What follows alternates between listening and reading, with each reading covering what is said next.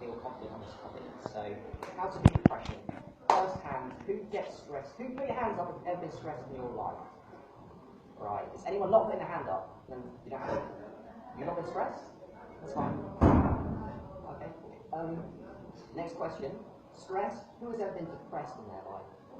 And thank you very much for saying that, because I know it's not easy. So most of you understand what depression is. I am no expert. However, like yourselves, I've been through depression.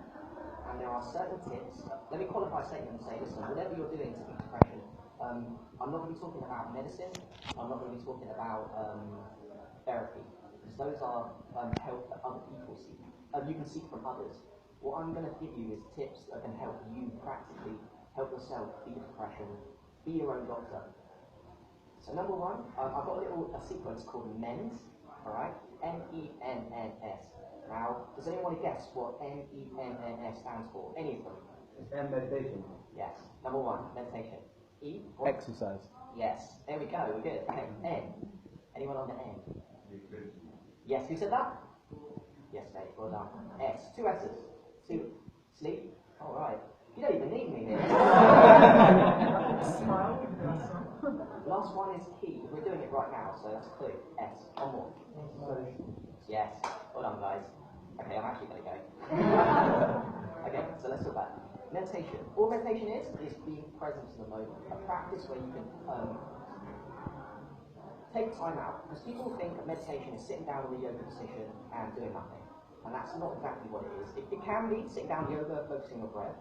But right now, everyone can meditate if they want. And that's being present to me, listening to what I'm saying, but not judging. That's one example. Another example of what everyone can do meditation-wise, take 2 seconds to chill out and recognize your body on the seat. Because that as well is a meditation. Because when you get depressed, you're inside your head thinking all negative thoughts.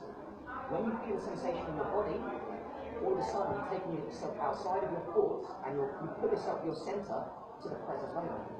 Meditation is the present moment. There is no positive or negative in the present moment.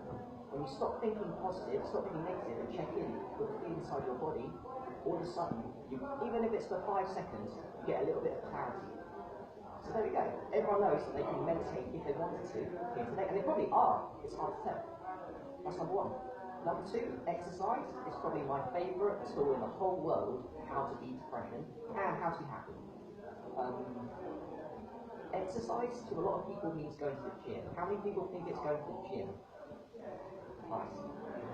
So you guys, we can all exercise, even if we're the poorest of the poor, same with meditation, we can all take our time out to exercise. It costs nothing in our society to do a few push-ups, to do a few sit-ups, to run up and down on the spot. But the reason why we should be doing exercise is because there are scientific studies that say that it's proven. And the scientific studies show that depression is the biggest, most underutilized antidepressant there is. So that is the biggest reason to exercise. As you guys know, I'm sure everyone here, put your hands up if you experienced a runner's high after exercise session. Okay, so we all know that exercise is really important to how we feel. But the problem is, when we get depressed, it's the time when we don't feel like doing depression the most. So when you're in depression, when you're needed the most, we don't do it. So exercise, we all know it's good for us, we must be done. That's exercise. And nutrition. Okay? Is everyone aware that what you put in affects how you feel? Yeah? Okay. So we all know the bad foods are the good foods. Don't eat too much saturated fat, don't eat too much sugar. If you want to be serious about being depression, you have to take steps to control what you eat.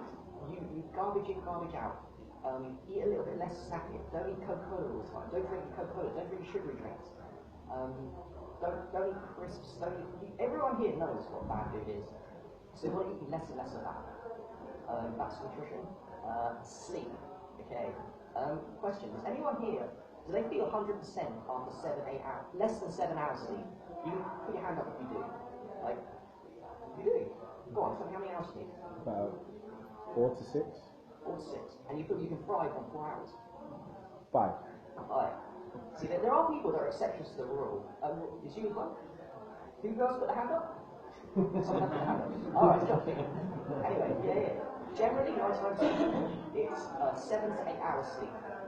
The reason why it affects depression is because when you've not slept properly, you're going to go into a negative mind state. You're not going to be at your best. You guys all know what it's like doing a 9-to-5 job Monday to Friday, and then realising that you don't feel as good as when you have the weekend off to yourself. So sleep is really important. If you're serious about being depression and being a happy person and getting rid of this, you have to sleep properly. That's X. And the last one is probably the most important one in my opinion, and that's being social. Because for a lot of people, depression starts when we stop being social. And we start thinking about all the negative things in life, and we stop talking to people and sharing our problems. I mean, a problem shared is a problem halved. So if you're not sharing your problems with people and keeping it to yourself, you're going to make the depression worse. As you guys know, we are all social creatures. We love talking, we love chatting, it makes us feel connected. We're connected creatures. We don't want to die having felt like we haven't made the friends, seen the people, been loved by family, and all this stuff. So being social is like really, really important. It's really, really key to life. Don't keep your depression to yourself. Get it off your chest. Go and see someone you don't know. If you're scared to like talk about it, go and see a therapist. That's fine. But don't keep it to yourself. The longer you bottle, I can talk from experience. The longer you bottle it in, the worse it's going to get. And you don't want it to get worse. Also on a day-to-day level, if you are depressed, try and get as many activities involving other people. So like reading a book is an activity, but it's not very social. Talking with your friends. Going and chatting with strangers. That's a social activity. Just giving value to people you don't know, you know. This is all social activity. And we all make excuses when we're in depression not to go and get out of the house and chat when we're really shit. So there. Okay. Yeah. That is my men's system. I haven't mentioned the men's system, like, there's always things we can learn about depression from books. So reading books, like, this is how I got started with depression. My parents never told me how to be happy. And let's be honest here, our parents don't teach us these things. They assume that we're going to be happy people. If we're not happy people, then you have to learn. So read the books. Hang out with people that have suffered and been through it and come out the other side. Because I'll be honest with you guys, some of the most positive people I've ever met in my life have been depressed and have come out the other side. I'm actually going to name one. He's sitting right there. He's a very sociable guy, very smart. Yeah. It's true though. People that suffer the most tend to be the most beautiful in life. I don't know why it is like that. I mean, possibly because like, there's nothing to hit against, you turn out really soft.